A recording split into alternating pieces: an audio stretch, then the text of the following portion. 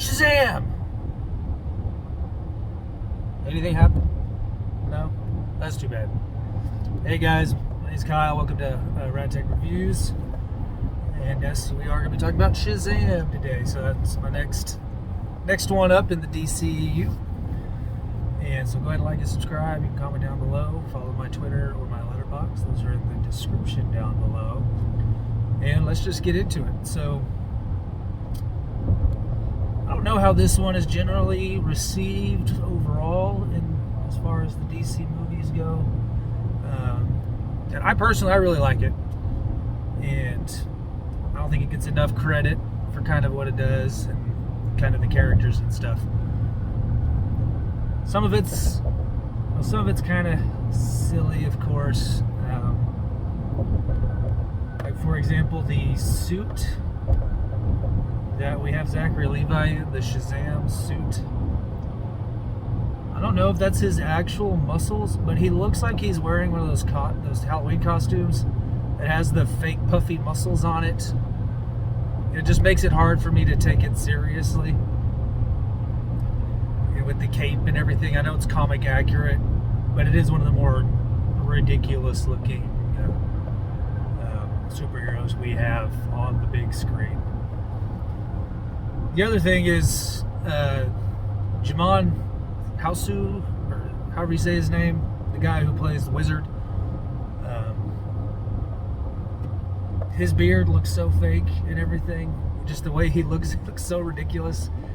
Because I know what that actor typically looks like. He's usually maybe a goatee, but clean shaven, intimidating, tough looking dude. And here he just looks like a silly old man with a Halloween beard on. So I don't know if that's just my eyes seeing it that way, or if other people would think that too. But it's almost like some of the choices they made as far as costume and things they felt kind of low budget.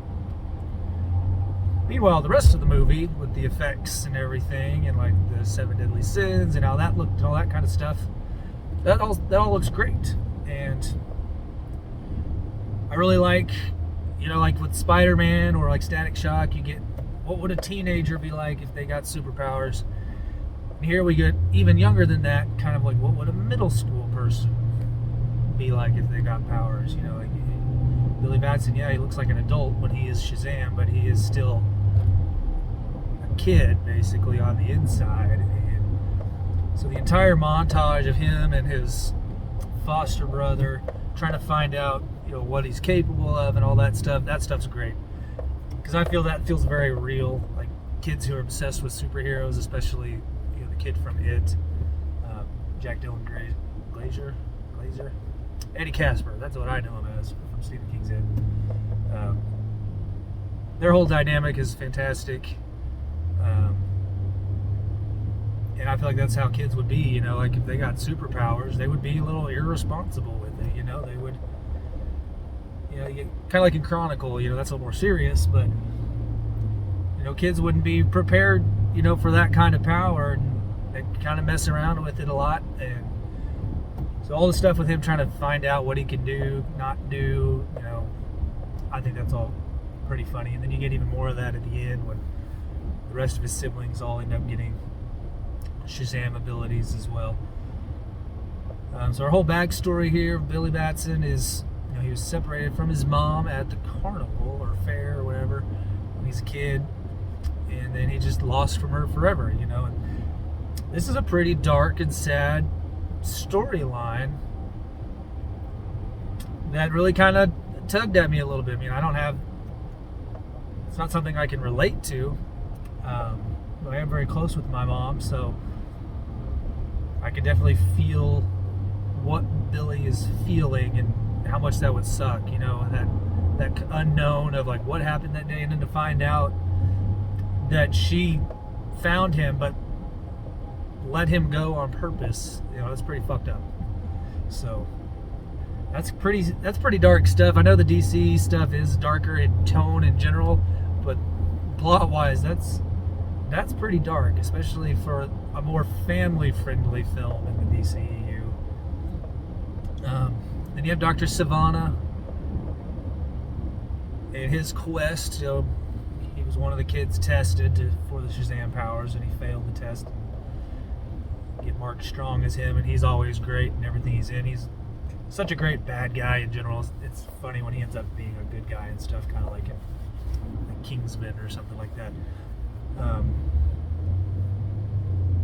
But yeah, that stuff's him. Me and Dr. Savannah is good stuff. And when he goes back and releases the 7 deadly sins, I don't really know much about Shazam comics, but seeing the 7 deadly sins as a comic book villain, I think is pretty cool. Of course, you can't think about that without thinking about the movie Seven, but what are you gonna do? So you get some good effects here. You got his assistant when they're trying to open the door. Anytime anybody is melted or disintegrated in just about anything, it always works for me. Whether it's Raiders of the Lost Ark or Fright Night, anything like that, I always love it.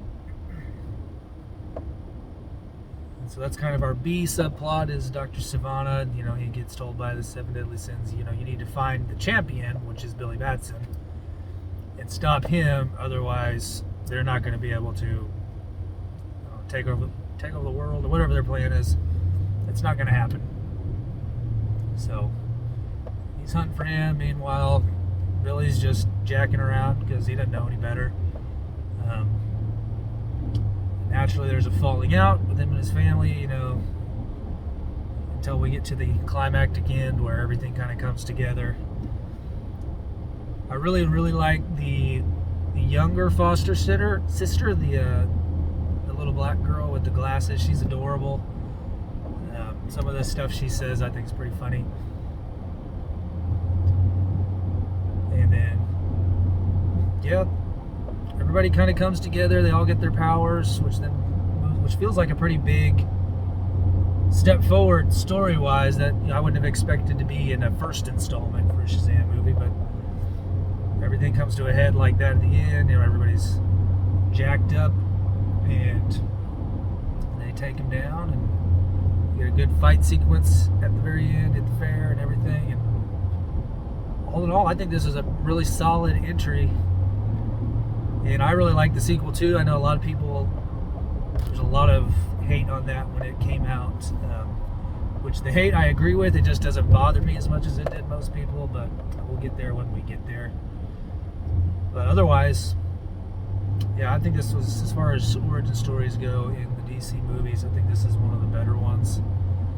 And I really don't have much negative to say about it otherwise, other than some of the aesthetic choices they made and everything. But I think the acting is good. I think the music's good. I really like the plot because it is a little more heartfelt, and I like that it shines a spotlight on a foster family and 2 foster parents who are really good people, showing that how beneficial people that do that can be, because that is a big deal. There's a lot of kids out there without families, and so seeing this type of environment, get all the different kids' personalities and stuff that they've brought in. They have the one kid that wants to work out, you have the one kid who wants to play video games all day, you got the oldest one who's about to go off to college, who's like the adult of the group, and the parents themselves are really cool. You got the one guy from The Walking Dead who's one of the best characters in The Walking Dead. So yeah, pretty much most of this works for me. So let me know what you guys think. Comment down below, and I'll see you in the next one. Thanks, guys.